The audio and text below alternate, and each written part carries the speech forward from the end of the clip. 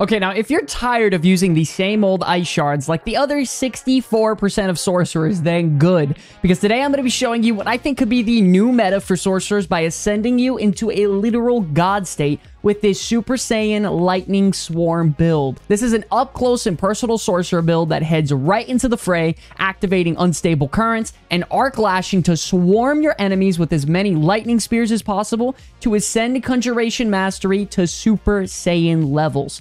You teleport and evade around the battlefield, picking up crackling energy. And while all this is happening, you are practically immortal since you will be spamming your cooldowns almost as fast as you can press them, making you a literal god. And the biggest kicker, you actually have no core skill. So if you're ready to dominate with a super shocking sorcerer build, get ready, because I'm going to be showing you exactly how to do it. By the way, if you want a full written description of this build, you can check the link in the description below to head on over to Mobilytics to get a full in-depth guide on this build start to finish. This also includes the brand new integration of the Paragon board embedded into their website as well. Now, without wasting any more time, let's jump right into it. Starting things off with our ability loadouts. Now, the core of this build is going to be our very first ability, and that's going to be Arc Lash. It's going to put us in melee range, but that's honestly where we're going to be the most dangerous. We're going to also be picking up Glinting Arc Lash for the cooldown reduction when we damage a stunned enemy with this ability. After that, we're going to move into taking some more defensive talents to prioritize improving our survivability to be able to go on about our regular rotation.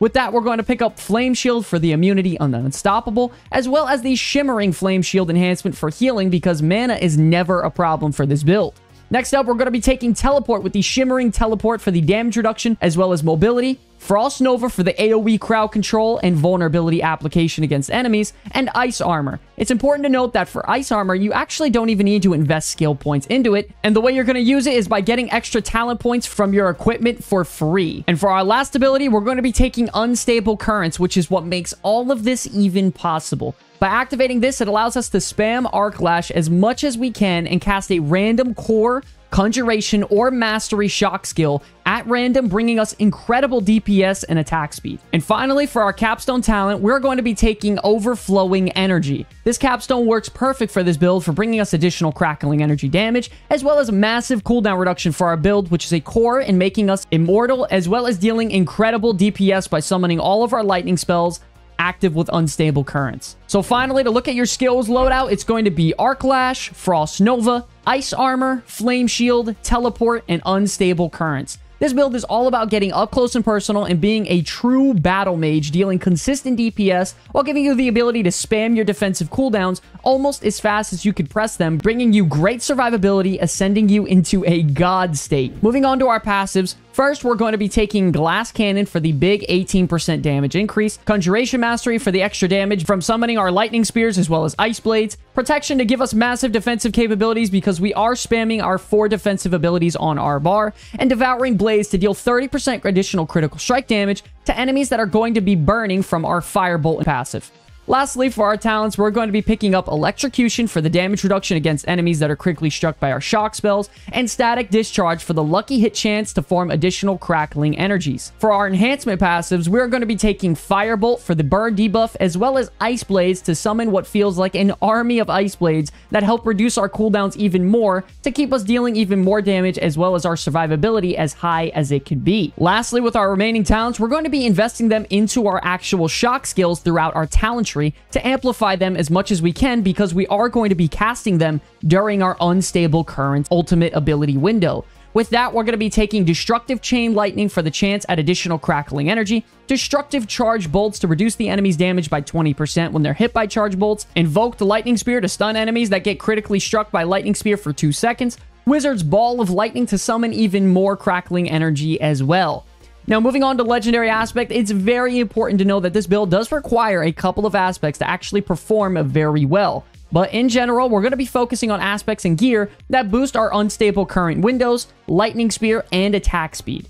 With that, we're going to be taking the Rapids aspect for the increased attack speed on our basic attacks, the aspect of Splintering Energy to summon additional Lightning Spears, and to bring a big boost to our Unstable Currents, we're going to be picking up the aspect of Overwhelming Currents at a chance to spawn additional shock spells. And also the Stable aspect for a percentage chance to cast a shock spell while Unstable Currents is not even active. After that, we're going to be taking the aspect of Fortune to increase our lucky hit chance, the Exploiter's aspect to increase our crowd control duration and our damage to unstoppable enemies, and the Accelerating aspect to increase our attack speed after we critically strike with a core skill, which is going to be quite often. Now, to drastically increase our survivability, you want to grab the aspect of Disobedience, the aspect of Might, and the Snow Veil aspect to give us an additional unstoppable on our ice armor. Having all of this will give you enough time to set up your combos to unleash a swarm of lightning upon the enemy. For our gems on our weapon, we're going to be taking the Topaz for the basic skill damage, Ruby on our armor for the maximum health, as well as Skull on our jewelry for the armor across the board. And finally, ladies and gentlemen, here is our stat priority for this build, specifically for every item slot you can actually equip. Remember, ladies and gentlemen, if you want a full detailed guide on this with deeper explanations, you can check out the Mobalytics link in the description below. And you can also take a look at our complete Paragon board start to finish if you want to as well. So make sure you head on over to Mobalytics, check out that link, and get it going. Now, let's show you all how it's done. Okay, ladies and gentlemen, we are in game right now with the Lucky Ape Spear Swarm Joker build. Big shout out to him. Absolutely awesome. I love it. Very, very unique. All defensives, no core skills, just smashing away that arc lash without unstable currents to deal a lot of pressure. So, you want to make sure, ladies and gentlemen, before you head into any difficult engagement, pop that potion, whether it be for extra damage, survivability, whatever. Also, you get the 5% experience buff. There's no reason you shouldn't have it on. Generally, with the rotation, guys, it's going to look very, very straightforward. In an ideal situation, you want to teleport into a group of enemies. You want to Frost Nova to make them all vulnerable and crowd control them for a short duration. And then that'll give you some time to set up what you got to do. And what you got to do is actually very straightforward. After you Frost Nova, you're going to unstable currents and start arc lashing away to deal as much damage as you possibly can.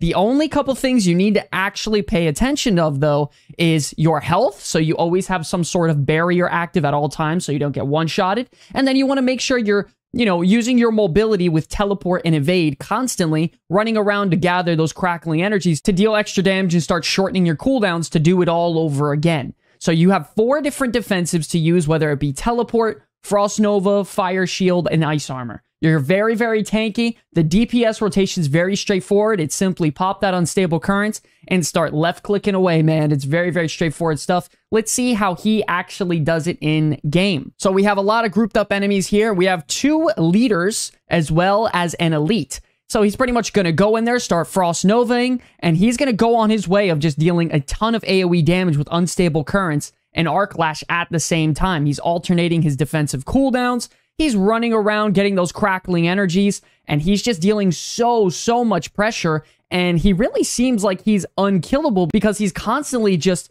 alternating between those defensives. Very, very easily just handled that whole fight there. Let's move on to the next one. This next clip is him. He's in one of those trapdoor room situations where you go in there, they close both sides, and then you have to deal with a bunch of enemies, as well as at the end, deal with a bunch of elites. I think it's like 5 or 6 elites we're going to have to see right now. So we're going to roll the clip. And starting off, he's just going to let his crackling energy and his arc lash do all the work to handle all these little guys here.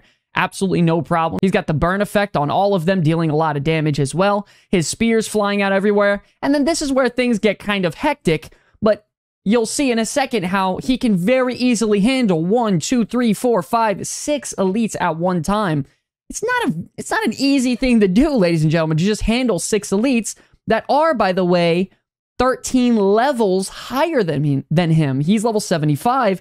They're level 88. So they have definitely the advantage here in this situation, but he's going to show you right now that it's no problem to handle something like this. You have a ton of defensives. You run around, get those crackling energies. You pop that unstable currents, and everything around you will just drop like flies. Let's see him ascend into the Super Saiyan state. Let's get it going. He's got his unstable currents. He activates it right now, and he is arc lashing away, man. No core skills. He's got nothing but defensives. Evading and teleporting constantly, collecting that crackling energy, alternating those defensive cooldowns, and he's just crushing people. Look at all the summons coming out. You got the ball of lightning and the chain lightnings and the spears and just all the lightning damage coming out from simply just smashing that arc lash button. It is insane. It is so much damage, ladies and gentlemen. It's a very, very, very effective build. Very straightforward. And if you want to get the heck away from ice shards, go ahead and use it. This is the elites and regular mobs encounters. Let's move on to the boss fight now. Okay, ladies and gentlemen, we're about to fight a boss here with Lucky Ape on his Spear Swarm Joker build. Once again, it's a very straightforward fight. You know, you're going to be able to stagger a boss very, very quickly because how many times you can actually stun them with Arc Lash, you know, freeze them with your Frost Nova, and you'll be able to stagger the boss very quickly. And then once the boss is staggered, the fight is pretty much over at that point. You're never really going to die because you have a teleport on very short cooldown. You have 2 different barriers, and one of them being an invulnerability with your Flame Shield. And then you have a bunch of natural barriers from your passives as well. So, like, the odds of you dying against the boss are incredibly, incredibly low with this build. Very high, consistent single target DPS. Very good at staggering the boss. And then once you stagger the boss, this fight is pretty much a wrap. So we're going to watch him go in here. He's just going to teleport in there, pop his cooldowns, and he's just going to go to town, man. And you're going to see this boss's health drop drastically, and it's not even staggered yet. That's the crazy thing. He has barriers if he needs it. The spears are flying around everywhere. He's arc lashing. And at this point, he does have his unstable currents down. So that's the real test. Is he going to be able to do a lot of damage? And as you can see, he's still dealing a ton of damage. The boss is about to get staggered. So he's just waiting around for his unstable current window in 5 seconds. He's just going to simply play it safe. Doesn't need to rush anything here.